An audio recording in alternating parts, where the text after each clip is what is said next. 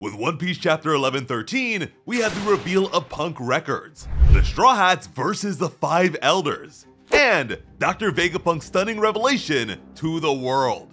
The color spread for this one features Robin playing chess with her fellow Straw Hats as the pieces. All of the pawns are Chopper, Franky and Jinbei are rooks, Zoro and Sanji are knights, Brook and Usopp are bishops, Nami is the queen, and Luffy is the king. St. Marcus Mars had finally made his way to the world's largest brain, Punk Records. Vegapunk's broadcast continued. The doctor admitted that although his coffee is still a bit too hot to drink, he believed that by now, everyone had received enough time to prepare for his video broadcast. Shaka let him know that there were only 30 seconds remaining. Pythagoras started feeling a bit of stage fright, knowing that the entire world would be watching. As if they haven't been watching these guys brew a cup of coffee for the last few minutes. Mars looked up and wondered at what he saw, something that was able to persist even after Vegapunk's death. He wondered if this was Vegapunk's true self. Then we finally see it! Punk Records in all of its glory. The colossal dome piece within a colossal dome piece. The top of Dr. Vegapunk's head. Mars wondered what death would even mean to something like this. He wondered if Stella's consciousness was even within it. This is definitely one of the craziest Devil Fruit abilities that we've ever seen. The transponder snail relayed Stella's reply to Pythagoras, that eventually their recording would be broadcasted to the world, as it is right now. Through Denden Mushi, he admitted that he takes pride in the connection, but revealing the truth is also a major burden. St. Mars then hovered a boot over the poor snail. Just when you think that these guys couldn't get any worse, I mean, who would hurt a Denden Mushi? From there, we move over to Syrup Village, the East Blue hometown of God Usopp. The former Usopp pirates were disappointed to learn that Kaya didn't have a video transponder snail, despite seeming to be the only person in the village who would. Mary wondered if the boys knew how big a video snail actually is. Apparently, they're bigger than the average house pet. He then left to prepare some tea. Usopp's homegirl Kaya told them that Dr. Vegapunk is a medical legend as well, something she likely learned from being sick in the past. But she definitely looks great these days. Piemon claimed to already know, but Ninjin called him out for lying. Meanwhile, Tamanegi wanted his friends to pay more attention since this was such a big deal. The Marines at headquarters were preparing for the broadcast to properly begin too. At Twin Cape, Crocus and Laboon listened with a regular transponder snail too. After that, we ended up in Baltimore, Dr. Vegapunk's hometown. A child wondered if the Great Doctor had truly been born on their island. Keaton's grandfather confirmed this, and called Vegapunk the pride and joy of their island. The kid believed that Vegapunk was responsible for the nightmare of Baltimore, but the old man let him know that it was actually Franky's fault. If you forgot, he pushed the self-destruct button inside of Vegapunk's old lab since he thought it was a pirate button. The geezer also heard a rumor that the cyborg had turned himself into a ship. Then, he wondered just how many years it had been since he'd seen Vegapunk's face. We then find ourselves in the Birdie Kingdom of all places. This is a South Blue island where Chopper spent the time skip. One of them believed the broadcast to be about the island where Chopper is. John Bob recognized Vegapunk to be a king of modern science, who is also responsible for the creation of many weapons. Over on the pirate island of Hachinosu, it was business as usual. Even with the good doctor's declaration on the way, there were still civil disputes to be dealt with. Vegapunk spoke to the entire world, and had them all on the edge of their seats. Back on Egghead Island, before the Elder could completely crush the snail, its large shell broke, and revealed the truth. Thank goodness. The broadcast continued, as this was just a regular Denden Mushi. This wasn't a hiding place at all. It was an intentional decoy. Overtaken by rage, St. Mars broke away from Punk Records in his giant Itsumade form while cursing the doctor's name. Stella opened up with a greeting. Shaka let his senior know that he'd already done an introduction, but Vegapunk already knew that. With so many people now tuning in with video, he decided to do so once more. With all that out of the way, it was finally time to begin. The people of the Long Arm tribe rejoiced with clear curiosity. Elsewhere, a little boy emerged from a tent, wondering what was going on. a woman let him know that a very important man would be making an announcement, and told him to go back to bed.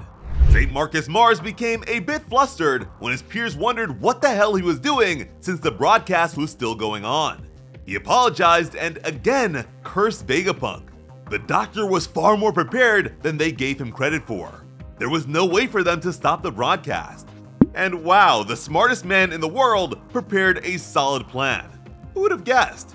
Mars continued to say that they have no way of knowing how much Vegapunk really knows or what he plans to say. But he reminded them of York's words, that Stella intends to carry on the torch of the Ohara scholars. Each of the elders paused in grim recognition of their unfavorable circumstances. This would not be a repeat of Professor Clover's deductions and final words. This would be a follow-up. Vegapunk plans to finish what Ohara started. Meanwhile, Dr. Vegapunk's unconscious body was still being carried by Sanji. While racing through the flames, Sanji wondered if the Doctor could hear the cries of a girl in danger. He then knew for sure that Bonnie needed him. As she and the others came into view, Sanji noticed the Elder with a sword raised above them and wondered what he was. The Elder proclaimed that they would not allow Bonnie to claim their military power for herself. Frankie stood between her and the monster and told Bonnie to get back. But to interrupt this heroic attempt was Sanji, who intended to save the day instead. Using the Black Blade as a springboard, Sanji kicked the mythical monster in the jaw and managed to draw blood. Sanji keeps sneaking in these feats with blazing feet. He didn't care if it was an old man or not. This is a pirate's fight. But instead of speaking, the Elder's head erupted into flames. While T-posing, the skeletal head of a giant horse emerged from his body and bit onto Sanji until bones began to snap.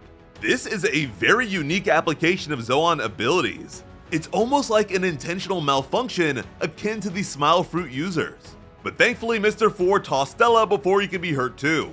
Bonnie called out to Sanji in fear of his injuries. Just then, a giant saw the commotion and began heading in their direction.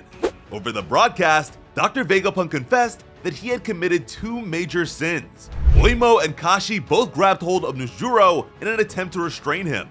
In doing so, Sanji was released. And again, thankfully, Atlas managed to catch her creator's body. Bonnie began to call upon the power of her Devil Fruit's distorted future ability. Several Marines noticed as she leapt into the air while enlarging herself. With the power of a giant future, she became massive and planned to stomp down on the Elder. Anger and frustration shifted his expression. Stella told the world that he expects to soon be killed for his sins. So the message they're all listening to was programmed to go out immediately after his heart stops beating. The people of Sabaody cried out in dismay as they realized that this must mean that the great scientist is already dead. Sanji's former lookalike, Duval, which is still one of the funniest jokes in One Piece, couldn't believe it. After all, the fact that Dr. Vegapunk was being held hostage by Luffy's crew was all over the papers just that morning. Vegapunk's biggest haters were in an uproar too. Caesar held back tears as he refused to accept Stella's death, especially since he and Judge just teamed up in order to finally surpass him. This is like Endeavor after All Might retired. Morgans really wasn't a fan of the whole video snail broadcast thing since it threatened the future of his newspaper empire. Usually, he's the one breaking the big news to the people. Before properly beginning, Stella really wanted to make something clear to them all. Something he prayed they would all understand. He told them not to assume that the ones who ended his life are evil, regardless of who they seem to be. He had no intentions of discussing right or wrong with this broadcast. At the same time, the Straw Hats up on the Labostratum were dealing with the sudden appearance of Saint Saturn. He too spat venom when mentioning the Doctor's name. Stella claimed that he was unqualified to judge such things, and does not know enough about him anyways. So in terms of interpretation, this may be received by the public as a statement about the world government or about the Straw Hats. The distinction of him may very well be the subtle mention of Imu, which may also be seen as Luffy depending on the resulting narrative. But for someone in the know like Saturn, this insinuation was more than enough to invoke his fury. Now, because Stella's message isn't connected to any sense of morality or judgment, things like the empty throne being filled may not have a place here. So with that, we can sort of consolidate our expectations. Saturn began rushing forward in a hurry. He told the Straw Hats to get out of the way since he doesn't have time to deal with petty insects. But Robin was stunned when she heard his voice. It was the same voice she heard back on Ohara. Saturn recognized her as a child that the foolish Akainu let slip away. Robin immediately knew that she was looking at one of the 5 elders. Nami wondered what the monster was talking about, but quickly rationalized as one of the spider monster's long appendages rushed in their direction. With a desperate outcry, Nami told them all to protect Robin. This even caught the attention of Zeus. They all sprung into action to keep Robin safe. I am a big fan of weaker characters holding their own against major powerhouses. I am a big fan of Nico Robin. And I am a big fan of Nami using Zeus like this. For me personally, this scene was the highlight of the chapter. But the big revelation is coming up soon. Dr. Vegapunk knew that what he was about to say would be hard to accept. He even believed that some people would consider him a fool. Mars was shaking with panic and frustration. There were too many life forms on the island for him to sense any unique telepathic waves. So there we go, a bit more insight into the Itsumade's sensory abilities. Vegapunk York was racking her brain to figure out where Stella may have hid the broadcast snail. She feared that if things continue like this, she wouldn't be allowed to become a celestial dragon.